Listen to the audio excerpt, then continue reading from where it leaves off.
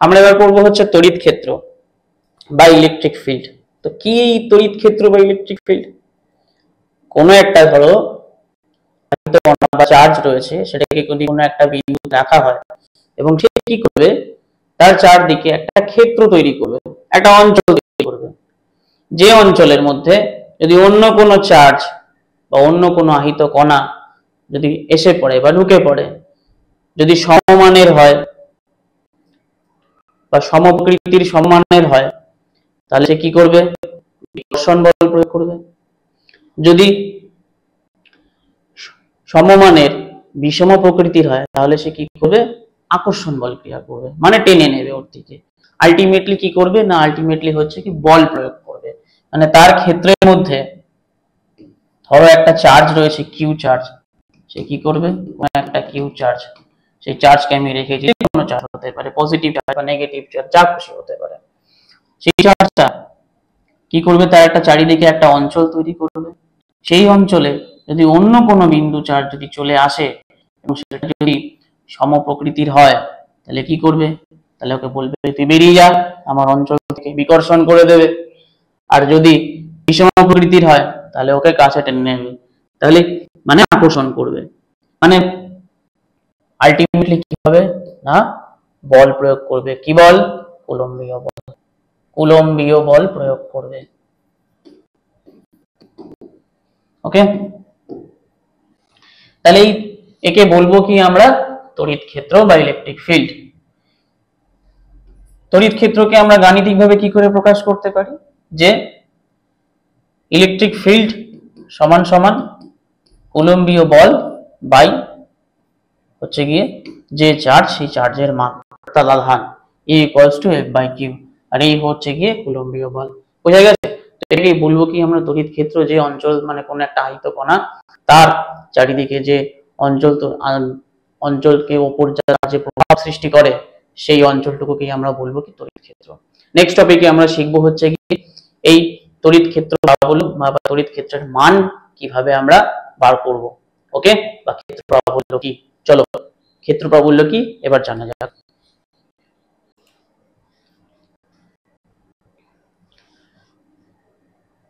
আমরা জেনেছি অলরেডি তড়িৎ ক্ষেত্র কি।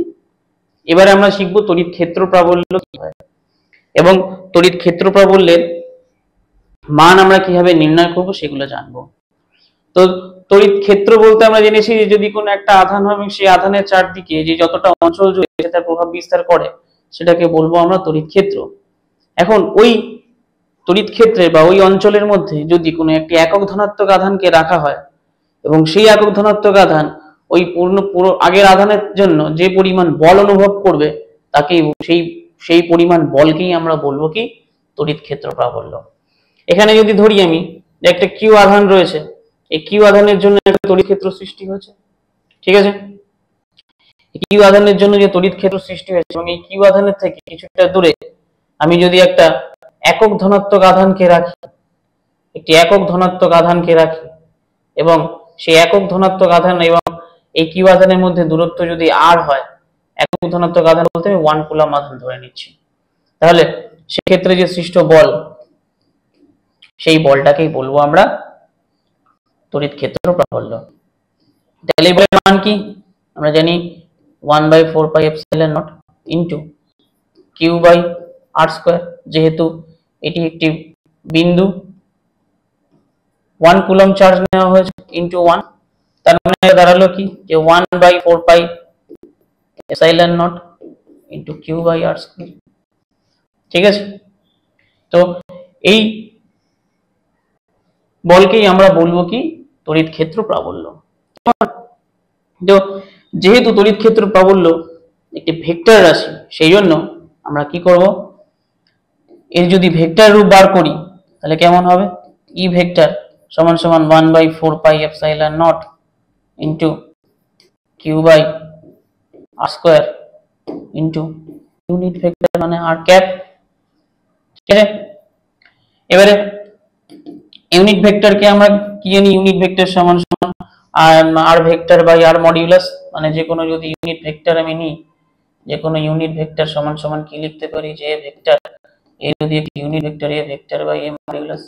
ওকে, তার মানে 1/4 pi epsilon nought into Q by R Q into R vector. Okay, এটাই দাঁড়াচ্ছে আমার তড়িৎ ক্ষেত্র প্রাবল্য বা ইলেকট্রিক ফিল্ড ইন্টেন্সিটির ভেক্টর ফর্ম বা ভেক্টর রূপ।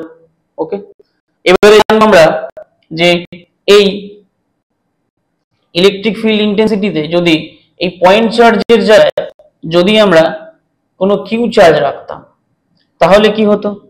আমরা ইতিমধ্যে কুলম্বের সূত্র শিখেছি, যে কুলম্বের সূত্রে আমরা কি শিখেছি, কুলম্বের সূত্র শিখেছি F equals to 1/4 pi epsilon naught into q1 q2 by r square, এটা আমরা জেনেছি।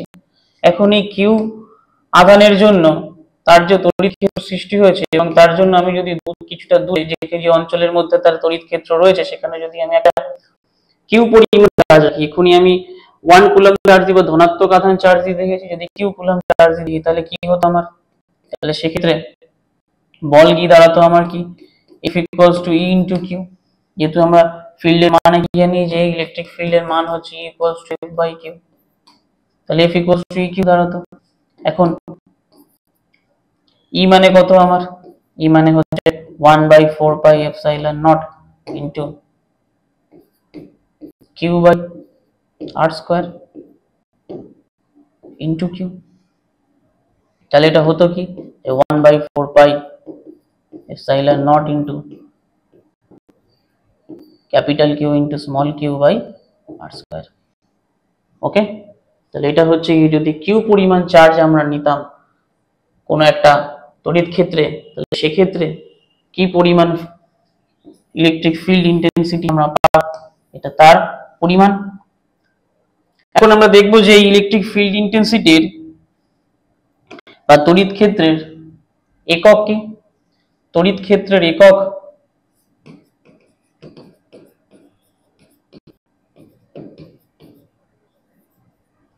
তড়িৎ ক্ষেত্রের একক কি হবে, তড়িৎ ক্ষেত্রের একক আমরা জানি কি E equals to, তো E মানে হচ্ছে E equals to F by Q, F by Q আমরা জানি। তাহলে F এর একক কি, F এর একক হচ্ছে নিউটন, আর চার্জের একক Q মানে যে চার্জের একক হচ্ছে কুলম্ব, মানে নিউটন পার কুলম্ব, বা আমরা এইভাবেও লিখতে পারি নিউটন কুলম্ব ইনভার্স। ওকে, তাহলে নিউটন পার কুলম্ব হচ্ছে কি তড়িৎ ক্ষেত্রের একক। তড়িৎ ক্ষেত্রের মাত্রা কি, তড়িৎ ক্ষেত্রের মাত্রা E equals to F by Q, F এর মাত্রা কি, বলের মাত্রা কি ml t to the power -2, Q এর মাত্রা কি it, কারেন্ট ইনটু টাইম, তাহলে এর মাত্রা আলটিমেটলি কি দাঁড়ালো ml I inverse t to the power -3। ঠিক আছে, তো এই গেল আমাদের ইলেকট্রিক ফিল্ড ইন্টেন্সিটি, আমরা জানলাম তড়িৎ ক্ষেত্র কি হয় এবং তড়িৎ ক্ষেত্র প্রাবল্য কি হয়। নেক্সট টপিকে আমরা শিখব তড়িৎ বলরেখা, তারপরে শিখব কিভাবে ডাইপোল মোমেন্ট তৈরি হচ্ছে। ঠিক আছে, তো আজকের মতো এইটুকুই, নেক্সট ভিডিওতে আমরা আরো নতুন কিছু শিখতে পাবো।